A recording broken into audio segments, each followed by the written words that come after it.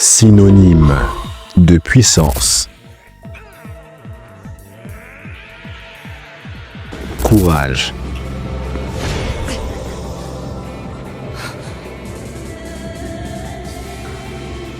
Personnalité.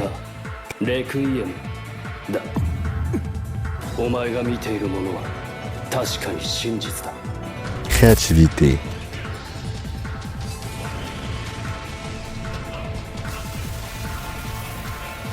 Complément de l'âme.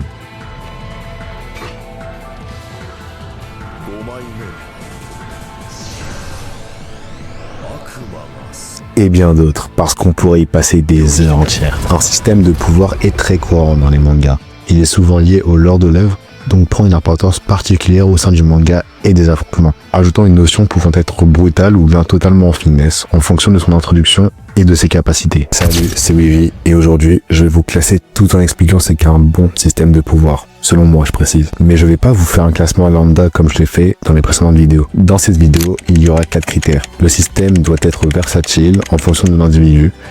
Il ne doit pas y avoir de hiérarchisation. En gros, pas de type de capacité supérieure à une autre. Il faut pouvoir le maîtriser ou apprendre à le maîtriser pour en tirer son plein potentiel. Pas de pouvoir overcheater de l'obtention de la capacité par exemple. Et enfin, il doit avoir des encadrements et des conditions. C'est-à-dire pas de pouvoir qui partent dans tous les sens.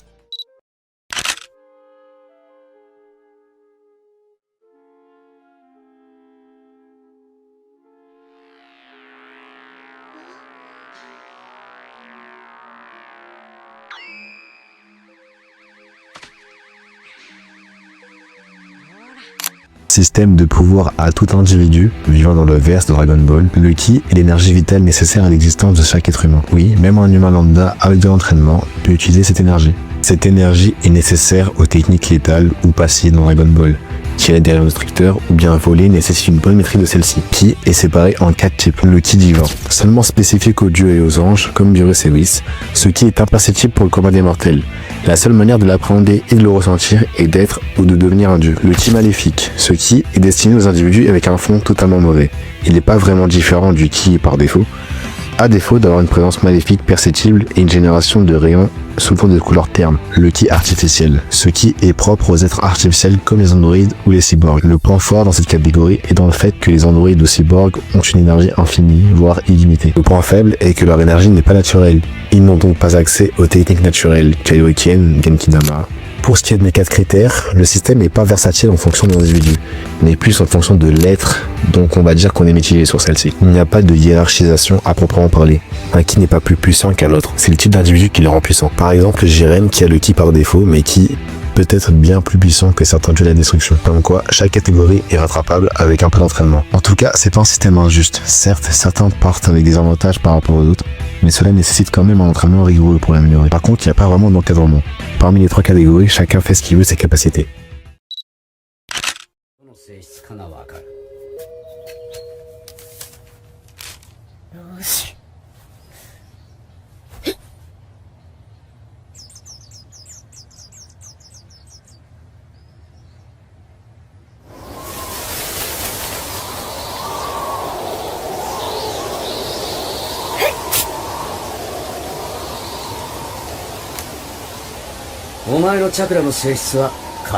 Le chakra dans Naruto. Le chakra est inné pour la quasi-totalité des humains dans le monde de Naruto. Le plus dur n'est pas d'en avoir, mais de le contrôler et de le malaxer. Grâce au chakra, on peut se servir du ninjutsu qui consiste à pouvoir lancer des sorts à l'aide de mudra. Il existe 5 sorts élémentaires. Suiton, l'art de l'utilisation de l'eau. Doton, l'art de l'utilisation de la terre. Raiton, l'art de l'utilisation de la foudre. Futon, l'art de l'utilisation du vent. Et enfin, Katon, l'art de l'utilisation des flammes. Tout ninja peut utiliser chaque élément. Cependant, chaque ninja a une affinité avec un ou plusieurs arts. Cette affinité se fait connaître par le test de la feuille. Avec ce test, le papier s'enflamme et se transforme en cendre pour l'affinité feu. Le papier se coupe en 2 pour l'affinité vent. Le papier se froisse pour la foudre. Le papier devient sale et s'effrite pour la terre. Et le papier devient humide pour l'eau. En fonction des affinités qui nous sont liées, on peut avoir accès à des arbres dérivés. Ces dérivés sont des combinaisons de plusieurs éléments. Par exemple, Hashirama et son Mokutone, qui est une fusion des natures Suiton et d'Automne. Mais cela rentre-t-il dans la case des 4 critères? Premièrement, oui, il est versatile. Le fait que chaque type soit plus efficace sans pour autant être restreint pour ceux avec qui on n'a pas l'affinité est pas une mauvaise idée en soi. Il y a aussi un équilibre des forces et pas de hiérarchisation. C'est-à-dire que chacun a une supériorité et une possible infériorité sur un élément. Par exemple, le Suiton, lui, est supérieur au Katon, tandis que lui, le Katon, est supérieur au Futon. Il y a un effet perfect-ciseau en gros. De plus, il est nécessaire d'avoir eu un entraînement rigoureux pour maîtriser les techniques liées ou non à son art. Il n'y a pas de nature overcheat, à part peut-être pour les Keiki Genkai, mais on en parlera dans une prochaine vidéo parce que là j'ai la flemme. Et les pouvoirs ne partent pas dans tous les sens. Il y a un équilibre des forces qui crée une harmonie dans la bataille du chakra qui fonctionne plutôt bien.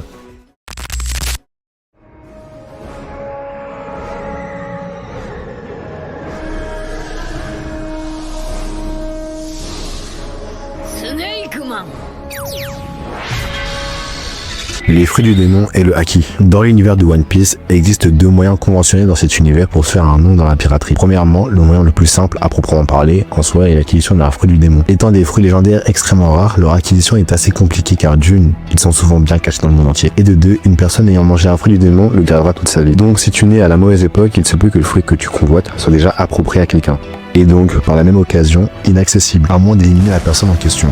Mais en vrai, ça offre quoi, un fruit du démon? Tout d'abord, il existe 3 types de fruits, avec des dérivés. Les Logia. Ces fruits procurent à son utilisateur la capacité d'être totalement un élément naturel. On ne peut pas être touché avec cette capacité car notre corps est devenu non tangible à l'exception que la DSR use de l'Aki. On y reviendra plus tard. Les paraméciens. Les paraméciens couvrent une catégorie de capacités assez large. Pour vous donner une idée, elle est considérée comme l'acquisition d'un super pouvoir, devenir élastique, etc. Il confère à celui qui les mange un pouvoir surnaturel qui agit sur le corps de l'utilisateur, l'environnement autour de lui ou la création de substances particulières. Troisième catégorie de fruits, on a les Zoan. Les fruits Zoan ou Zo dans One Piece permettent à leur utilisateur de se transformer en animal ou une forme hybride entre l'humain et cet animal en particulier. Ils donnent donc des capacités physiques accrues, force, vitesse, résistance, agilité et des caractéristiques animales. Il existe 3 formes de Zoan. La forme humaine, du coup normale, du coup l'utilisateur en fait il fait rien de spécial, il reste normal quoi. La forme animale complète, il devient entièrement l'animal correspondant à son fruit. Par exemple Marco qui devient vraiment un phénix sous sa forme complète. Et la forme hybride, mi-homme, mi-animal, qui mélange entre les deux, combinant puissance animale et intelligence humaine. Mais bon, c'est pas tous les personnages qui possèdent un fruit du démon. Certains arrivent très bien à se débrouiller sans fruit et construisent leur capacité sur un système 100% naturel.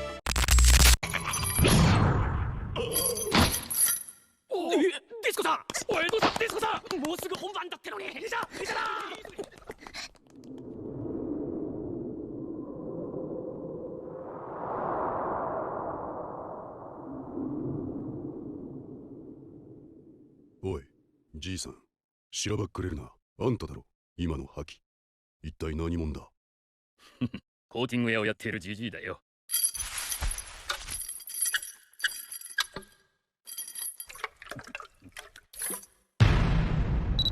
Le haki est l'énergie naturelle présente chez tout être humain de One Piece, représentation de la volonté, de la présence ainsi que de la force intérieure d'un individu. Certains individus arrivent à mettre en pratique cette énergie. S'il est bien utilisé, le haki est le counter parfait du fruit du démon.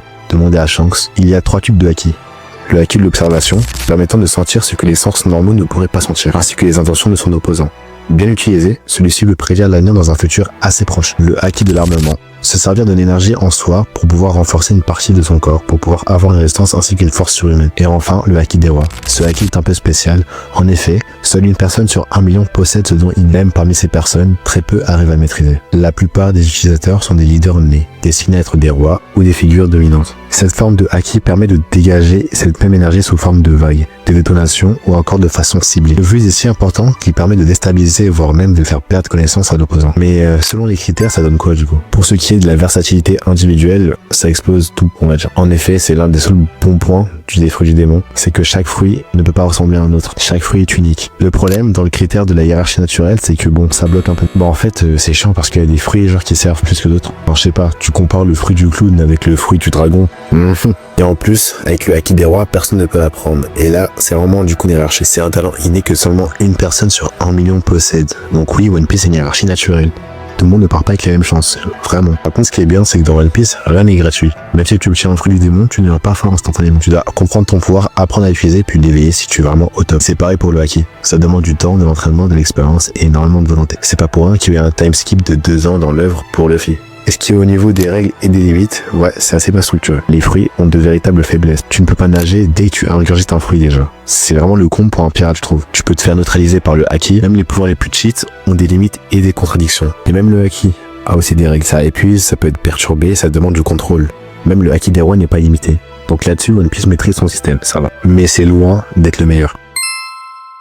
錬金術は物質を理解分解再構築する科学なりされど万能の技にはあらず無から有を生ずることあたわず何かを得ようと欲すれば必ず同等の対価を支払うものなりこれすなわち錬金術の基本等価交換なり錬金術師に近畿ありそは人体錬成なり Le système de pouvoir de l'alchimie dans Fullmetal Alchemist est un art scientifique, pas un pouvoir magique. Elle fonctionne sur un principe très strict. L'échange équivalent. C'est la règle absolue de l'alchimie. Pour obtenir quelque chose, il faut sacrifier quelque chose de valeur équivalente. On ne peut rien créer à partir de rien. Toute transmutation alchimique doit respecter cette balance. Par exemple, si tu veux transformer du métal en une lame, tu dois apporter une quantité identique de métal d'origine. C'est ce principe qui donne toute sa cohérence au système et qui en fait l'un des meilleurs. La transmutation alchimique repose sur 3 étapes. D'une, la compréhension. L'alchimiste doit connaître parfaitement la structure et les propriétés du matériau qu'il manipule. Et du coup, ça prend en compte la connaissance de composition chimique, de la densité, de la réaction à la chaleur, etc., etc. En 2, la décomposition. Il décompose la matière au niveau microscopique, molécules, matériaux, structures. Et enfin, la reconstruction. Il reconstruit la matière dans une nouvelle forme, toujours avec la même quantité de matière qu'au départ. C'est pour ça qu'Edward transforme souvent l'acier de son automail ou du sol en arme. Il modifie la forme mais jamais la quantité. Et c'est ça que j'aime dans ce système. C'est pas un système basé sur la force ou le talent. C'est vraiment de la connaissance. Tant que tu n'as pas la connaissance, tu ne peux pas régner sur le système. Quelqu'un qui priorise la force physique ne sera jamais un alchimiste au top. Tandis qu'une personne lambda qui priorise la connaissance et le savoir pourra un jour être l'alchimie le plus puissant qui puisse exister, s'il le veut vraiment. En alchimie, on possède ce qu'on appelle un cercle de transmutation. Normalement, pour utiliser l'alchimie, il faut tracer un cercle de transmutation avec des symboles précis qui définissent le type de transformation souhaité, les limites de la transmutation et le rôle de chaque matériau. Le cercle sert d'interface entre alchimiste et les lois de la nature. Sans cercle, aucune transmutation n'est possible, sauf dans un cas particulier que je t'explique juste après. Il y a un cas un peu particulier au niveau de l'alchimie. Oui, parce que Edward et Alphonse peuvent utiliser l'alchimie sans cercle de transmutation. Et vous demandez pourquoi? Parce que ces deux-là ont vu la vérité lors de leur transmutation humaine ratée pour ressusciter leur mère. Et du coup, ça a donné la compréhension absolue des 3 étapes, l'accès direct à l'alchimie et la possibilité d'utiliser l'alchimie en claquant des mains. En soi, c'est pas un pouvoir cheaté qui broque quoi que ce soit. C'est juste une conséquence tragique de leurs erreurs. Et cette erreur est la transmutation humaine. C'est l'interdit absolu, le tabou. Étant défini comme la limite ultime à ne pas franchir dans l'alchimie, ce concept nous explique qu'on ne peut pas ramener ou créer quelqu'un. Une âme humaine, pour être plus précis. Pourquoi me direz-vous? Parce que la valeur d'une âme humaine est incommensurable. Rien n'est équivalent. Dans un système qui se base sur l'équivalence, c'est un peu le comble, vous voyez ou pas? Tenter une transmutation humaine a toujours des conséquences catastrophiques. Par exemple, Edward a perdu son bras et sa jambe, Al a perdu son corps tout entier, Mustang lui s'est brûlé les yeux. Et donc en soi, c'est vraiment à perte pour le coup. Mais lors d'une transmutation humaine, l'alchimiste est aspiré vers une dimension où il rencontre la vérité. C'est une entité qui représente les lois absolues de l'univers. Et dans cette dimension, il y a la porte de la connaissance, un portail infini contenant tout le savoir et toutes les possibilités de l'alchimie.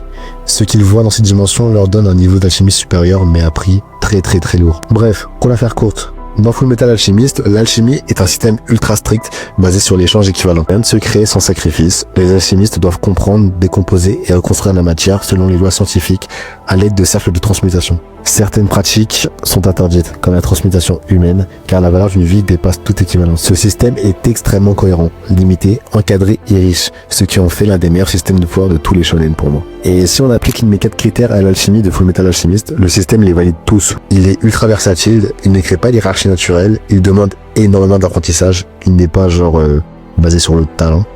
Il est encadré par des règles très strictes. L'alchimie, c'est littéralement l'un des systèmes de pouvoir les plus cohérents et les mieux écrits du manga. 本物の呪術というものを領域展開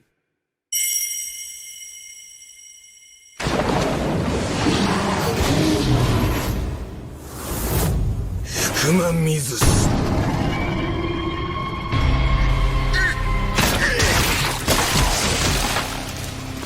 3枚に下ろしたつもりだったんだがやはり弱いな、お前。